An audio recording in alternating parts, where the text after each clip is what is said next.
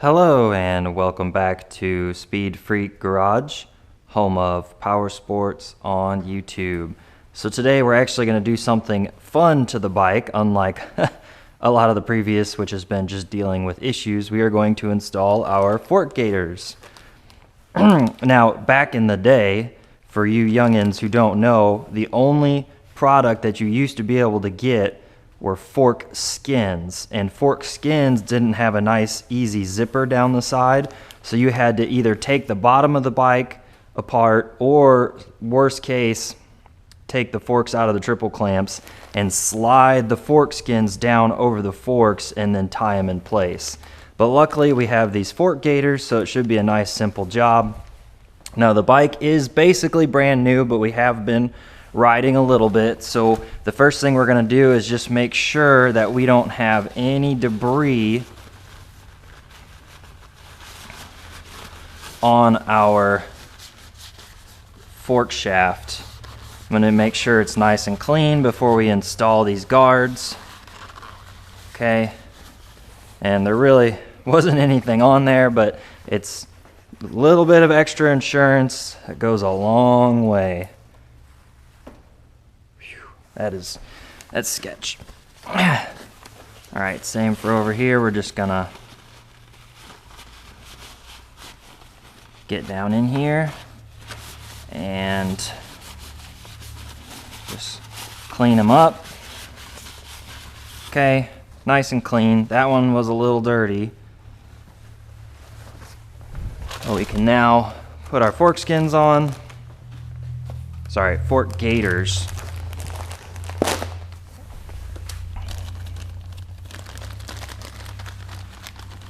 And it's pretty straightforward. You want to make sure the zipper is pointed backwards.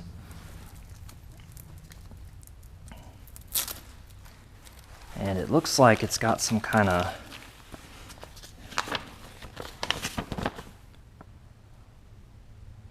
remove the ring protection or any other plastic part that could interfere with the mount location. Fasten zip tie, hold tight. Zip must be turned toward the back, yeah. Remove the ring protection. Remove the ring protection. Now that's news to me. Why would you? Well, first of all, how are you even supposed to do that? Because it's, seriously. Fuck it, I'm just leaving it on. I don't understand why it would matter.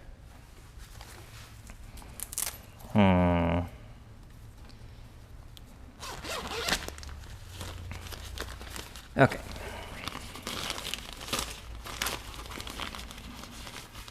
They want you to remove this plastic ring, which doesn't seem right. Just gonna see if I can get it to install without removing the plastic ring.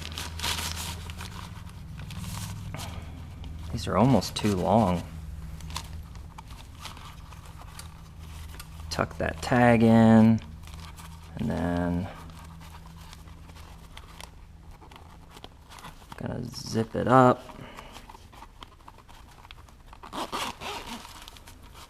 Okay, so just coming down here over, and it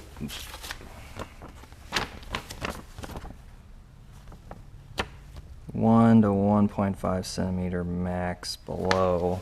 So it basically wants that elastic band to just barely come below the seal.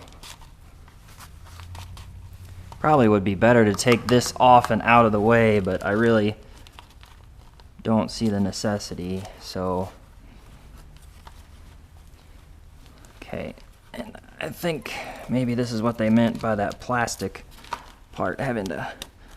Nope, I got it. Okay, so we need to get this back up because it's too low. Basically, you want this up as high as you can possibly get it up.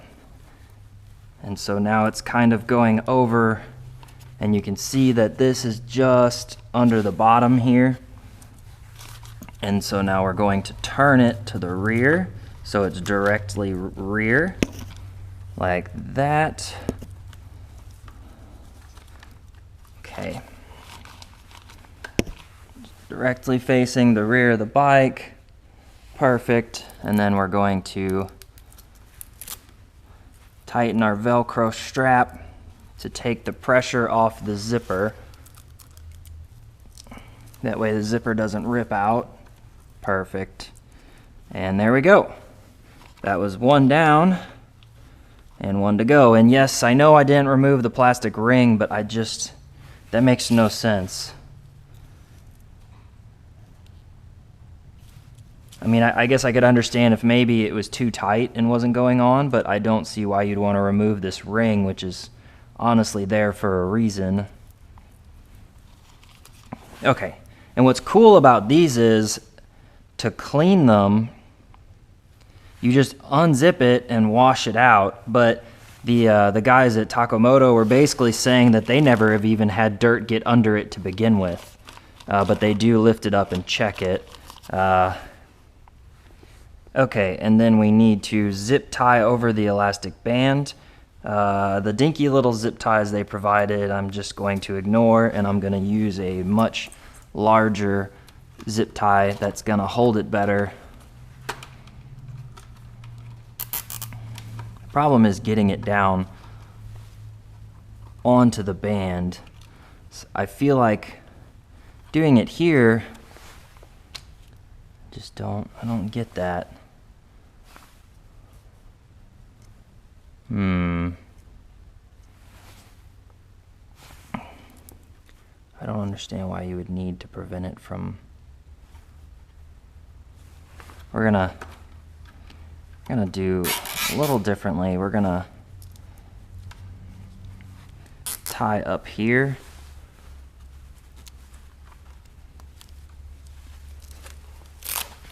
Get that zipper out of the way. Okay. So we're gonna tie it up here so that it doesn't slide down. This may not be the right way, but this is what I'm feeling is gonna do the best for us.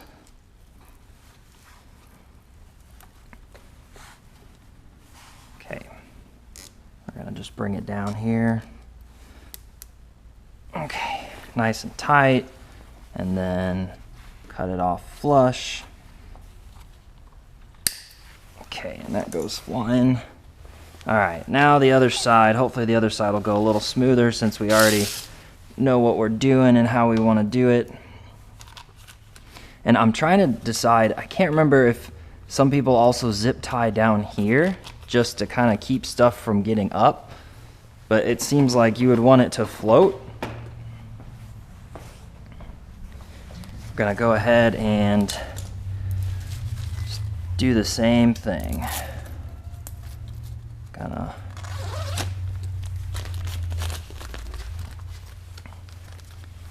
kind of bring it down and around. Okay.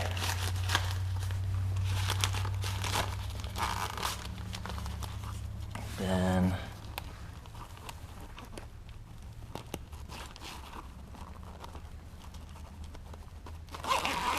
gonna come up.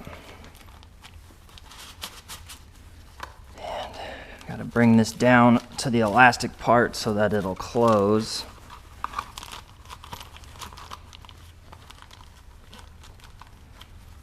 And stretch it over. Just temporarily use this Velcro to help me out here. Yep, that works. Okay. All right. Now we want to get it up as high as we can get it.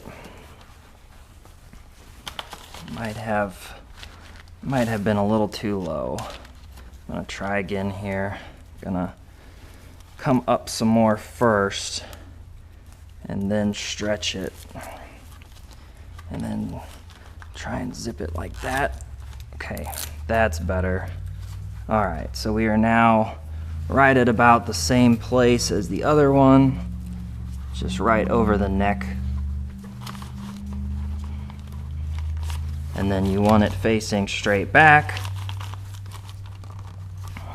just about there.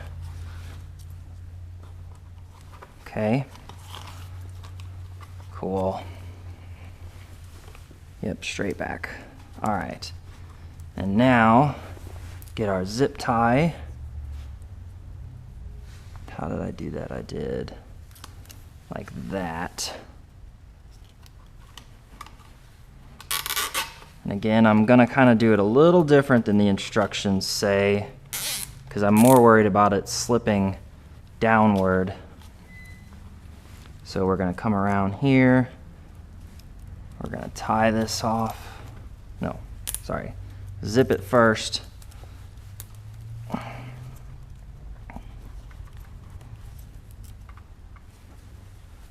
Okay.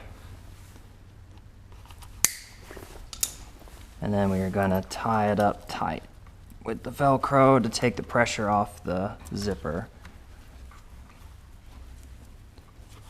All right, there we have it. Maybe took a little longer than it should have, but we're nice and cautious and careful, and everything should be good to go now.